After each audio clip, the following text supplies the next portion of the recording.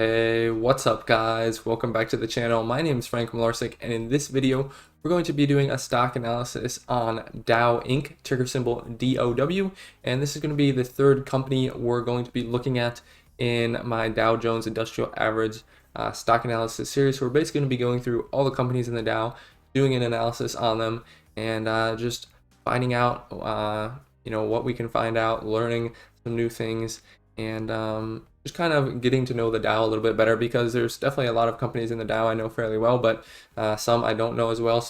Definitely Dow Inc. I do not really know about much at all, at least before making this video. So as you can see, we did analysis on Walgreens, and I actually forgot to check this little box last video for travelers. So if you haven't seen those two videos, definitely go check them out. So in this video, like I said, we're going to be looking at Dow.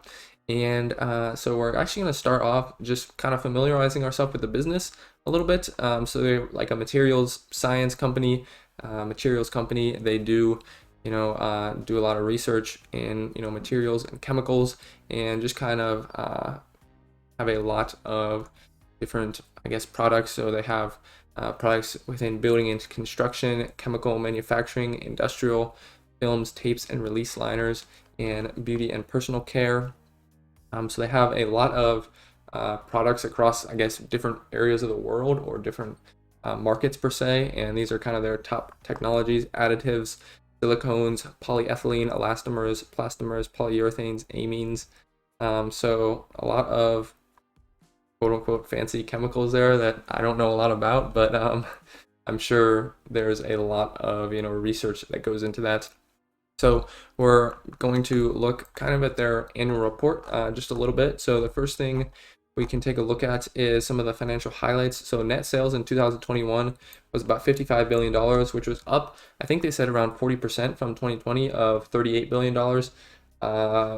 Definitely 2020 was a decline in revenues and earnings, which is, kind of expected, I guess, but the big increase from 2020 to 2021 is, I guess, not as impressive once you realize that 2020 was kind of a down year of a little bit, but it's still a fairly nice increase over 2019, which is good to see. So we can kind of see right here, net sales 2021 of around 55 billion, which was still up a lot from the 43 billion in 2019.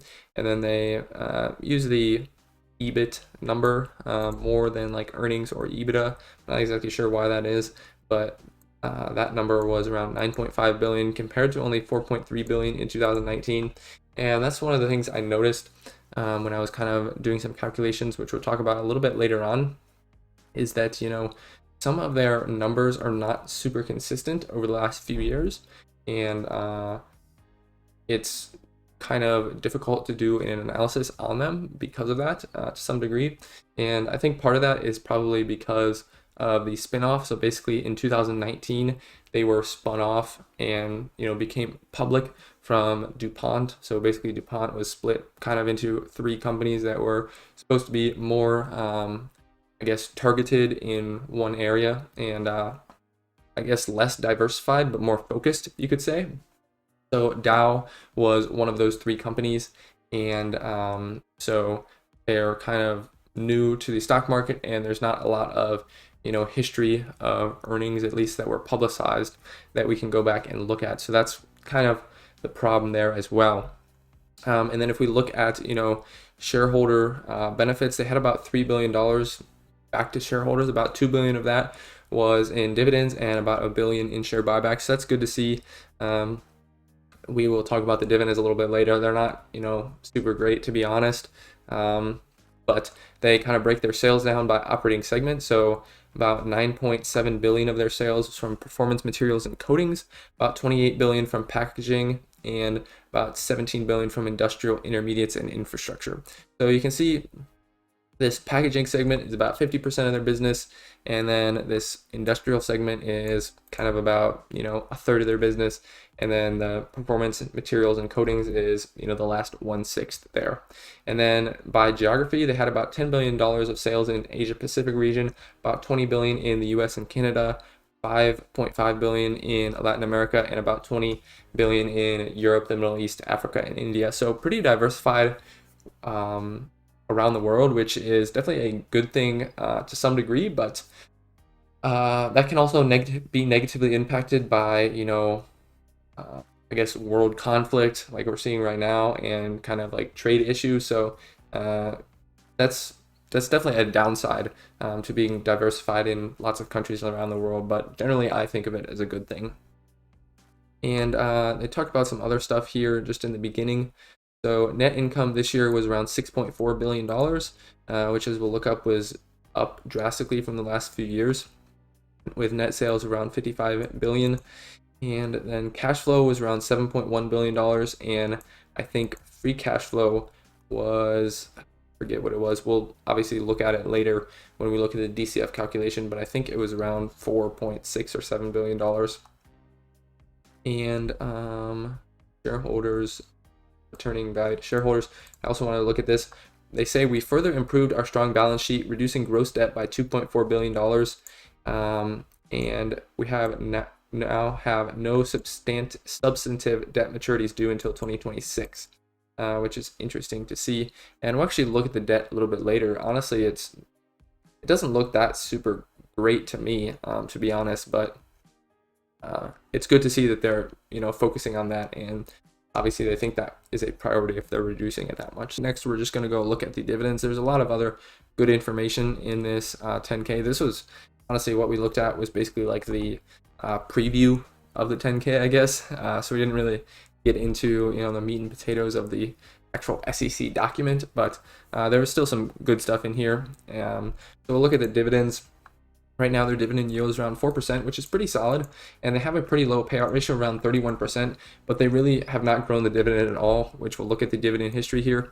And basically, since they started paying dividends when they went public in 2019, they really have not increased the dividend at all. It's been 70 cents per quarter, every single quarter. So that is a huge turnoff for me from the company, and I think there would have to be a lot of super amazing things happening within the company for me to want to invest, given this dividend history so far. But they are pretty new to the public market, so hopefully at some point maybe they'll turn that around. We'll just have to see. And I did want to go back here and look at the balance sheet, because that's something I did want to talk about. So let's see. This is the income statement. Here's the balance sheet right here. So current assets are up a little bit over the past year, up about almost $2 billion actually, to around $20.8 billion. Substantial decrease in cash from around $5.1 billion to $3 billion. So about $2.1 billion decrease there, but they had some increases. Inventories are up by about $1.5 billion, and accounts receivable are up by probably about $2 billion there. So not quite as much cash on hand, but they do have more inventory and stuff like that is kind of raising those current assets. And if we look at their investments are increasing a little bit from last year. And if we go down here to current liabilities, right now they have about $13.2 billion in current liabilities, which is actually up pretty substantially from last year. And basically the big difference I see there is in accounts payable, which is just kind of the opposite of accounts receivable that we talked about with current assets. Obviously, they don't have as much long-term debt due within 1 year, but that's not really that substantial of an amount. The pretty nice thing here, I guess, like they talked about in the 10K that we looked at, or we are still in the 10K, but as they talked about in the beginning of the 10K, they reduced their debt pretty substantially from about $16.5 billion to about $14.3 billion. So I'm pretty happy with that, to be honest. And other non-current liabilities decreased pretty substantially as well. So they decreased their pension liabilities by about $4 billion there, which had a big help. So total liabilities are about, if we add all this up, so 21 and 11 is 32, and then 16 and a half is 48. So they had about $48 billion, $49 billion of liabilities last year, and then this year they have around 16 and a half plus around 14, so that's 30 and a half, and then plus 13, so that's 44, we'll just call it $44 billion in liabilities now. So that's a decrease of $4 or $5 billion in those total liabilities, which is pretty good to see, actually, I would say. And meanwhile, their total assets increased by about 1.5 billion, which is definitely good to see from a balance sheet perspective. And the one other thing I wanted to look at is they did talk about this. Hopefully I can find it quickly. But they talked about pipeline. They said our innovation pipeline remains strong, and in 2021 we commercialized nearly 2,000 new products and solutions that are simultaneously better performing and more sustainable.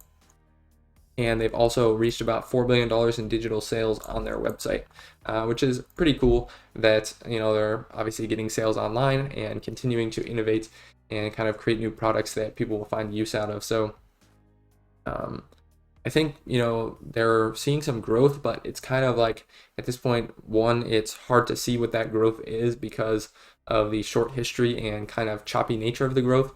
And two, it's, obviously not good to see that their dividends aren't growing that much. So if we go ahead and look at the PE ratio, not much history here. They actually had negative earnings for like the first year of being public, which is interesting. That could have just been because of the spinoff or something like that. I would definitely want to look into this more if I was, really considering Dow as an investment, which at this point I'm not really.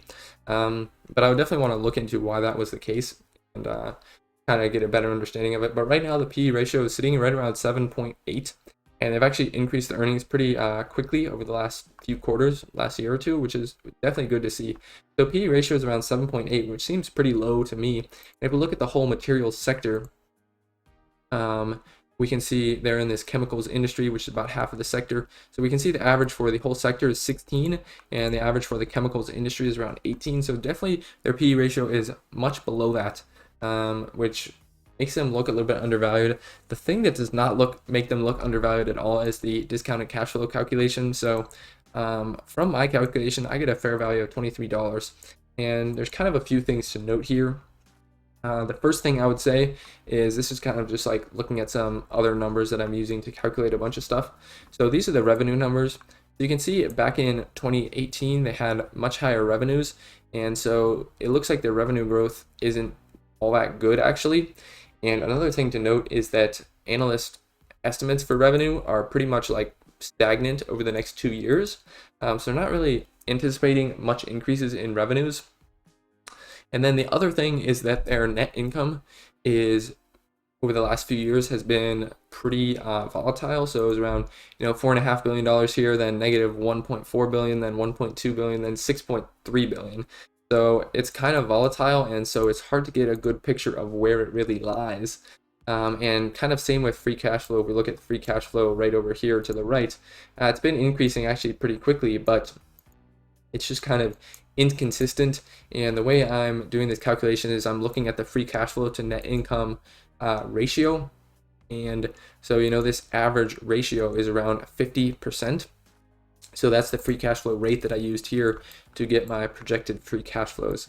So if we kind of expect them to have better margins, better than 4.7%, because their earnings are going to be more consistent, then that can definitely help our numbers and make the numbers look better. Because if we look at it here, the last 2 years of free cash flow were in the $4 billion range, and based on those projections, the next few years of free cash flow are going to be in the $1.3 to $1.5 billion range, which is so drastically lower. That's going to have a big impact on our calculation. And then another thing that has a fairly big impact, it looks like, is net debt, because we're getting here that the present value of the free cash flow is around $28 billion. And so then when we take off that net debt, that's pretty substantial. And that decreases our fair value to around $23, which looks pretty low compared to the current price of $65 per share. So I guess from the discounted cash flow calculation, it looks fairly bad, but I would say for me, from the nature of these calculations, and I would just say I'm not, super confident in that calculation, just because there's a lot of unknowns here and a lot of things that I feel like we're not doing a very good job of predicting, just based on how we're predicting these things, sort of because of these inconsistencies, I would say. So like like I said, I wouldn't really put too much faith in this calculation, but I just wanted to do it and show it to you guys to see what I got. And then finally, we're going to look at a chart here. So this is the past year. It looks like, yeah, this is the past year of their stock history, basically. So right now they're around $65 per share, which is definitely really close to the high over the last like 10 months. They were above that about a year ago, around $71 per share, but pretty much the high over the last 10, 11 months. So I would definitely like to see them down below $60 from a technical perspective, just because there's a lot of volume here. And so I think, you know, below $60 would be pretty good. Below 55 would be even better from a technical perspective. Again, like I said, so far, just from what I've looked at over the past few days, getting ready for this video, looking into some of the things about Dow, not really a huge fan of the company. I think, you know, a lot of the things they're doing sounds good, but just the numbers just aren't that great to me.